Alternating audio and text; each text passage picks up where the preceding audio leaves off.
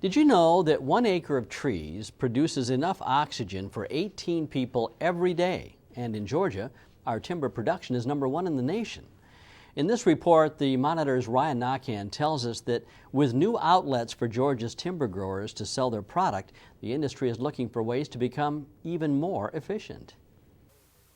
Human life depends on trees for our basic need of oxygen. But here at a forestry field day at the University of Georgia's Griffin campus, researchers are looking at trees to sustain our basic want of energy. We're trying to get across to all our farmers and landowners that there are some new opportunities in forest, whether that be through biofuels and bioenergy and carbon sequestration.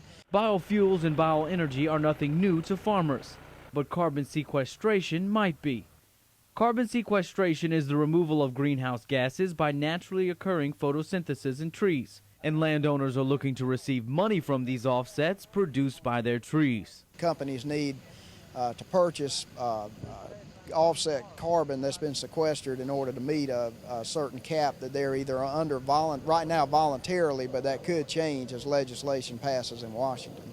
PRESTON says he foresees legislation very soon. Something probably is going to, most definitely is going to come out of Washington in the next year or two that's going to require, whether it be industry, utilities, to put some sort of cap on their emissions. And like I said, offsets are going to be part of meeting that cap. It's not the only part, but it's going to be part of it. This coming legislation has already caused some energy plants to turn away from the non-renewable coal supply to the renewable wood supply, giving Georgia timber growers new markets to sell their lumber. The power plants that are starting in Oglethorpe, there's one in Baxley and Warrington, that are going to really increase the amount of wood and fuels needed to support these new electrical power company plants that are going to be fueled by wood products. And with new outlets comes new growers, as farmers look to implement more forest land to take advantage of these markets. Anything we can do to diversify and to increase our market share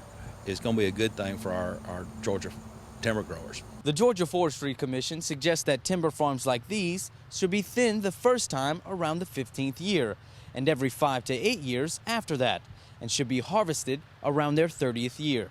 After an area has been prescribed burn, it's a lot easier to control than it is if we have areas that have been wildly growing for 20, 30 years and never had fire on it, because you end up with a litter layer or a duff layer that gets really thick.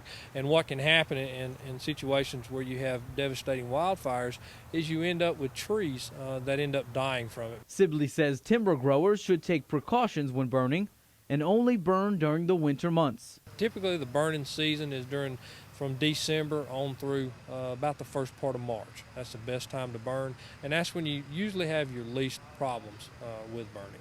Growing timber is a patient business, but those in the industry say now is the time to make the investment. The market may not be great today, but it's going to get better because we've got new sources for the products that they're trying to produce. Supplying a Georgia industry that has plenty of room to grow. In Griffin, I'm Ryan Naquin for the Georgia Farm Monitor. Thanks, Ryan.